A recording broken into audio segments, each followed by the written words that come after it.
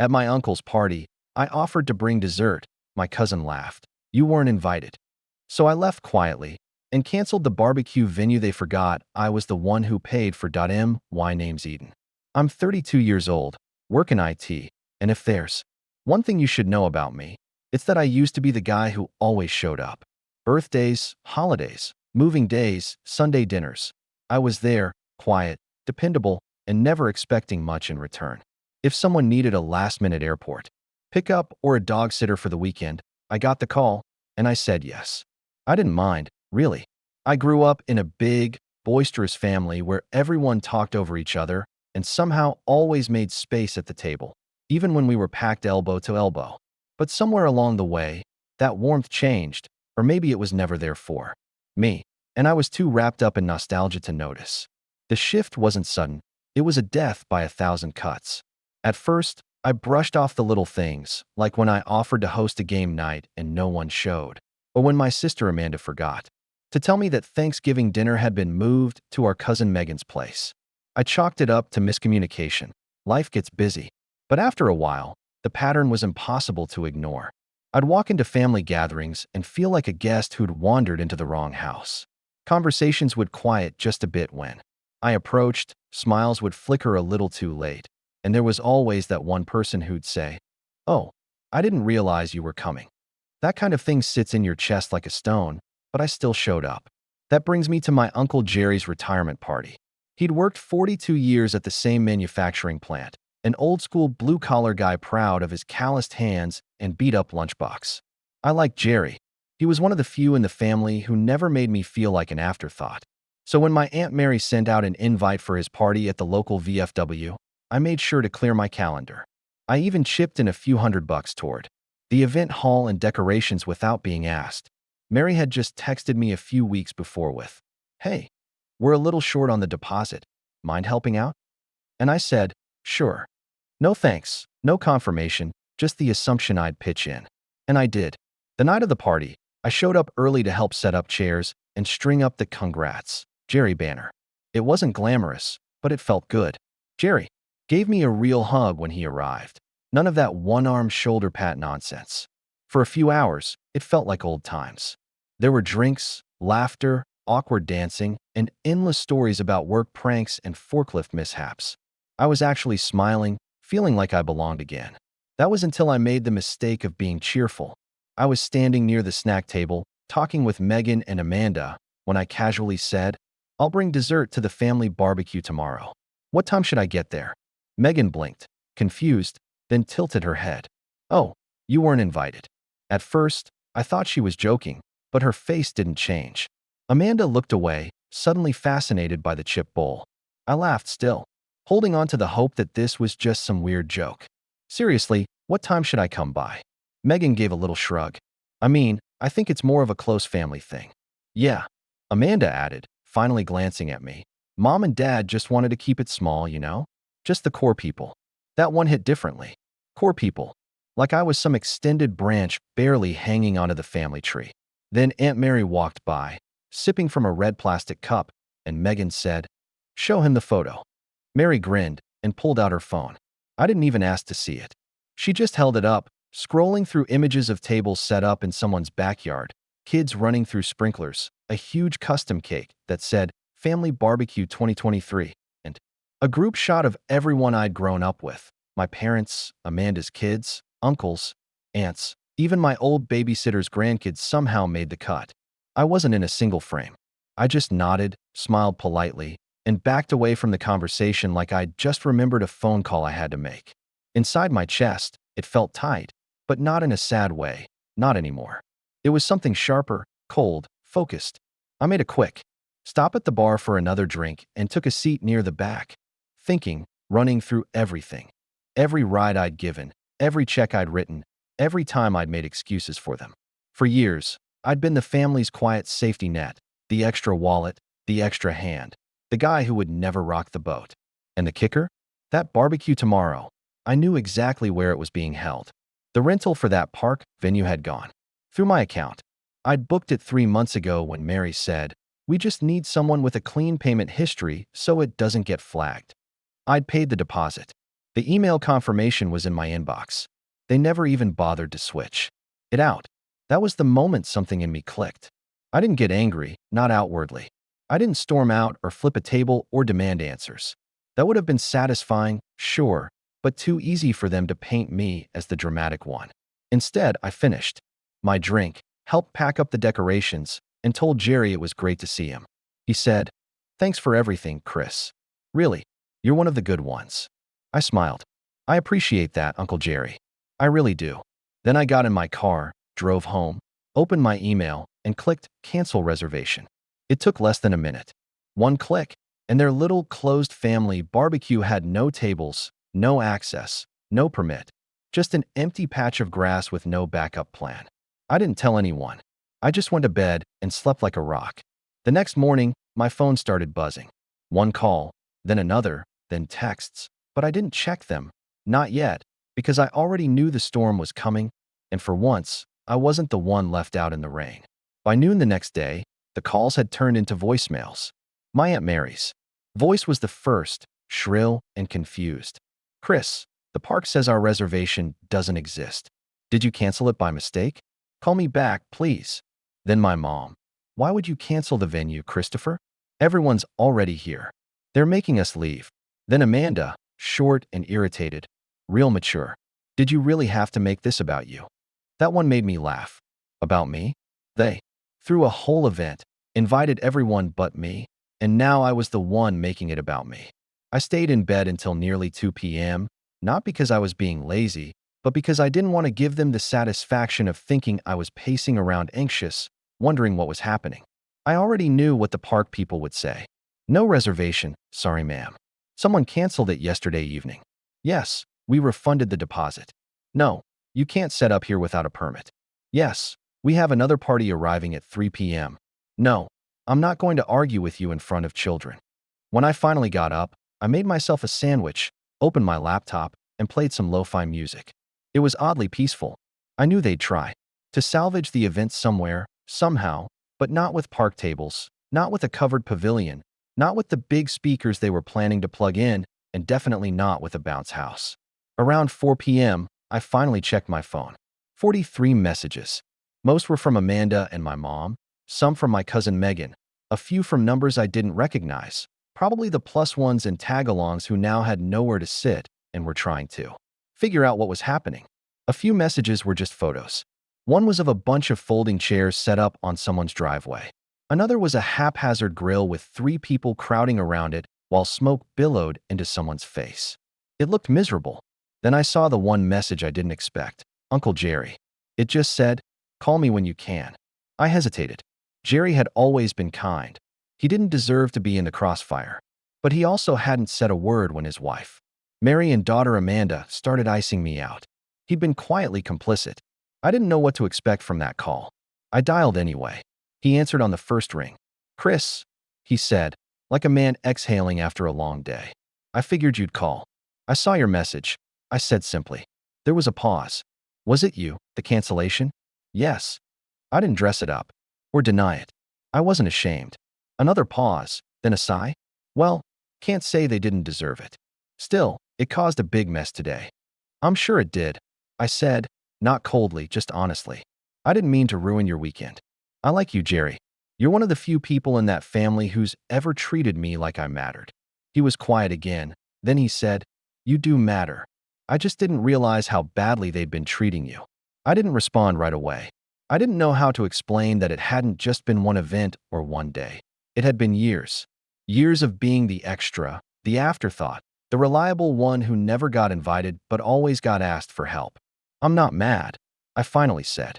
"I'm just done." He let that sit. Then he said, "I wish you weren't, but I get it." And that was the end of that call. Later that evening, Amanda posted something on her Instagram story. A blurry photo of the backup party, complete with disposable plates, mismatched lawn chairs, and a caption that read, "Even when some people try to ruin the fun, real family sticks together." Real family. The irony was suffocating. I didn't engage. I didn't reply. But a few days later, the refund from the venue hit my account. $1,750. I donated it to a local community center in Jerry's name. They were hosting a fundraiser to upgrade their kitchen. I added a note with the donation. To someone who deserves a real celebration. About a week passed with radio silence. But then, I got a message from Megan. It was longer than I expected and surprisingly honest. She wrote, "Hey Chris, I know you're probably still mad, and I don't blame you. I didn't know you weren't invited until you said something at the party. I just assumed you were coming. When you walked away, I realized how messed up it was. The family's been treating you like a backup plan for years. I think some of them know it, too, but no one's ever said anything because you never pushed back. I guess this was your push. Just wanted to say I saw it, and I'm sorry." That message meant more to me than I thought it would, not because it fixed anything, but because it confirmed I wasn't crazy. Still, I didn't reply. Not yet. I was still figuring out what done looked like for me. In the days that followed, more messages trickled in. My mom sent a long email about how families go through rough patches and that I shouldn't punish them by cutting contact. Amanda, on the other hand, went full defensive, posting cryptic quotes like, "You find out who people really are when they don't get what they want." I chuckled at that one. If only she knew. Meanwhile, I started doing something new. For the first time in a long while, I began investing in the relationships that made me feel whole. I had friends outside the family, ones who didn't forget me or use me. I invited them over, hosted small dinners, and took a trip with a coworker. Group to the coast. I smiled more and slept better. But the family wasn't done yet. One night, about 2 weeks after the barbecue incident, I was getting home from work when I saw a car I recognized parked outside my apartment. My mom, and she wasn't alone. Amanda was with her, both sitting in the front seat like they'd been rehearsing what to say. They hadn't called, hadn't texted, they just showed up. I stood at the curb, keys in hand, looking at them through the windshield. Amanda stepped out first. "We need to talk," she said flatly. "You can't just ghost your family because of one mistake." I raised an eyebrow. "One mistake?" My mom climbed out next. "We didn't mean to hurt you, sweetheart, but canceling the park and ruining everything wasn't the answer. You made everyone uncomfortable." I crossed my arms. "Uncomfortable? That's rich. I've been uncomfortable at your events for years, but that wasn't a problem until I stopped funding them." Amanda rolled her eyes. "This is getting ridiculous. Just admit you overreacted and come back to the group." I tilted my head, the corner of my mouth twitching into a dry smile. "You want me back in the group? Then let's start with an apology. Not a fake one, a real one. In front of the whole family." Amanda scoffed. "You're joking." "No," I said. "I'm finally serious." And for the first time in years, they didn't know what to say. My mom looked stricken, like she wasn't sure whether to scold me or cry. Amanda, on the other hand, gave a tight laugh, more air than sound, and said, "You've really let this go to your head. You think the family owes you a public apology just because you got your feelings hurt?" I didn't answer right away. I just studied her. For years, Amanda had been the queen bee of our family dynamic. Golden child, loudest voice in the room. Most photos on the fridge at our parents' house. If there was a group outing, she picked the place. If there was a disagreement, she won it by default. I used to think she earned that place. Now I realized she simply took it, and the rest of us handed it to her to keep the peace. "It's not about hurt feelings," I finally said. "It's about respect, or the total lack of it. I was treated like furniture, useful when needed, but invisible the rest of the time. I'm done playing along. If you want me back in your lives, it has to start with you admitting what you've done." My mom tried to soften things. "You know how big families are. People forget things, people say things. We all have flaws." I raised a brow. "Flaws?" "You stood there while Amanda laughed at me at the party. You smiled while Aunt Mary showed me photos from an event I paid for but wasn't invited. 2. You've been silent for years, Mom. That's not a flaw. That's a choice." Her mouth opened, then closed. She didn't have a comeback for that. Amanda folded her arms. "So what? You're just cutting us off? You're not coming to Christmas? To birthdays? You're going to make everything awkward for everyone." I looked her straight in the eye. "You already did." And with that, I turned and walked toward my front door. I could hear my mom's voice behind me, tentative, weak. "Chris, please don't do this." I paused with my hand on the door. "Then fix it. Own it. Apologize." I stepped inside and closed the door gently, not slamming it. That made it worse for them, I think. I didn't make a scene. I didn't yell or curse. I was calm. Final. That's what rattled them. That night, no one texted, no follow-up calls, just silence. For the first time, I think they genuinely didn't know what to do. The next few days were quiet. No new drama, just space and peace. Then, a week later, I got a message from Uncle Jerry again. It read, "Hey, I'm hosting a small dinner. Just a few people. I wanted to invite you. No speeches, no drama, just dinner. No one else from your mom's side will be there unless you say yes first." I sat with that for a while. I didn't reply right away. I went to the gym, took a walk, ate dinner, and thought. Then I messaged back. "Only if it's at your place, and only if you promise not to mention the others." He replied, "Deal." That dinner turned out to be exactly what I needed. Jerry, his neighbor Dave, an old friend from his workdays, and me. We grilled, watched a movie, and talked about everything but family. For the first time, I didn't feel like a placeholder. I felt like a person. I was beginning to realize something important. Family isn't blood. It's not who shares your last name or who remembers your birthday because it's written on a calendar. It's who shows up, who respects you, and who listens, even when it's hard. A few weeks later, I posted a photo on Instagram, just me and Jerry toasting drinks on his back porch. The caption read, "Sometimes your real family is the one that asks if you're okay, not just what you're bringing." Within hours, Amanda liked the post, then unliked it, then liked it again. The next day, I got a text from her, no greeting, no explanation, just fine. "If that's what it takes, then let's talk. You want an apology?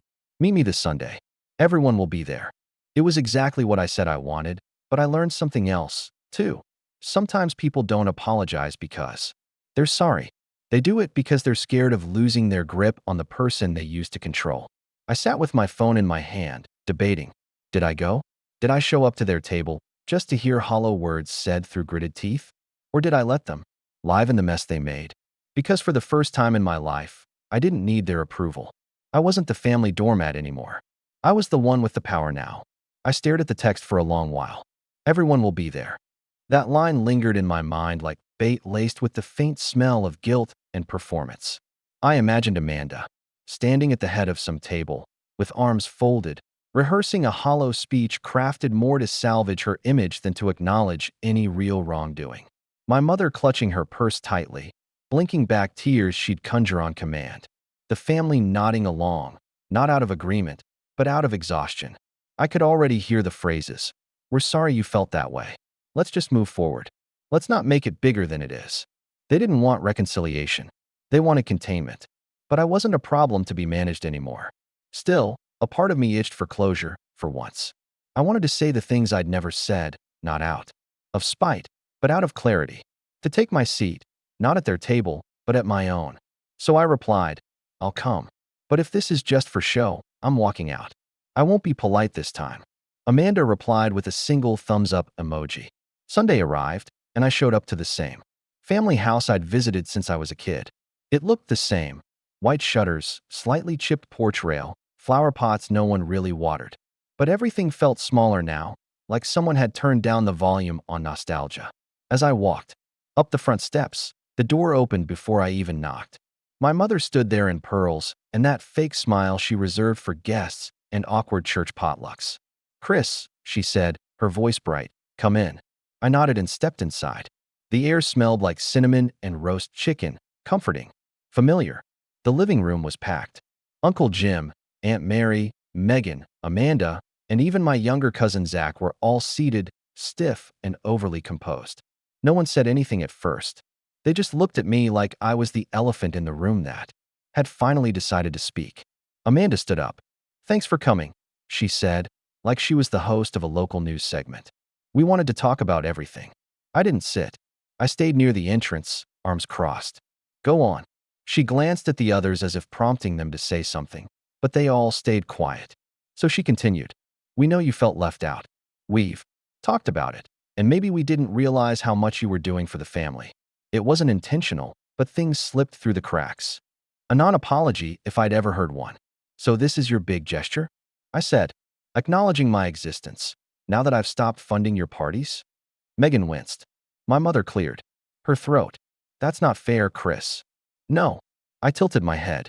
"Because I paid for Jerry's party, paid for the barbecue venue, helped with groceries after Dad's knee surgery, fixed Zach's computer, and rewired Aunt Mary's lights. Should I keep going? Amanda looked irritated. Okay, we get it. You're the family handyman/ATM. Do you want a medal or something? There it was, the real Amanda. No, I said calmly. I just wanted the same basic respect you give each other. The same seat at the table. But I guess that's only reserved for the core family. Uncle Jim finally spoke. We didn't mean it that way. Then what did you mean? I asked. When you hosted a barbecue and didn't invite me, even though I booked the venue? When you all posed for photos and smiled like nothing was wrong? When no one even thought to check in after I quietly stopped showing up? They had no answer, just the sound of the clock ticking and someone shifting awkwardly in their chair. You all had years to say something, and you didn't. I gave and gave, and you took and took. And when I pulled away, you treated me like the problem, like I was overreacting, like I had to earn my place in this family. I looked around the room, but I finally figured something out. I never had a place. I was a utility, a convenience. And now that I've stopped being that, you want me back so you can keep using me. You want a Band-Aid, not a conversation. Amanda scoffed. Oh my God, you're being so dramatic. Then this is the last time, I said. The last time you get to. Call me that. The last time you reduce my boundaries to drama. I'm done. And I meant it. I turned to leave. Chris, wait. My mother stood up. Don't do this. I stopped at the door, but didn't turn around. You always said we were family. She said, that we stick together. I looked back at her, my voice quiet but firm. Sticking together isn't the same as sticking around when you're not wanted. I spent years holding this family together with tape and favors, and when I stopped, you didn't ask if I was okay. You just got mad that I wasn't useful anymore. Amanda rolled her eyes. So what? You're just cutting everyone off. No, I said, opening the door. I'm just finally choosing myself. And I walked out. The air hit differently outside. Crisp, freeing. I didn't feel like the bad guy. I didn't feel guilty. I felt clean. That night, I deleted the family group chat. I blocked Amanda. I muted my mom's messages. I didn't do it out of spite. I did it for peace. Over the next few weeks, the silence continued. Megan messaged me again, this time more direct. I don't blame you. I'd probably do the same. Just know not everyone in the room agreed with how you were treated. If you ever want to talk, I'm here. I thanked her, but didn't say much more. I wasn't ready to open that door again. Instead, I started building something new, a better circle. Friends who checked in without needing anything. Coworkers who invited me because they liked my presence, not my bank account. I even started dating again, something I'd avoided for years because I'd been so drained by my family drama.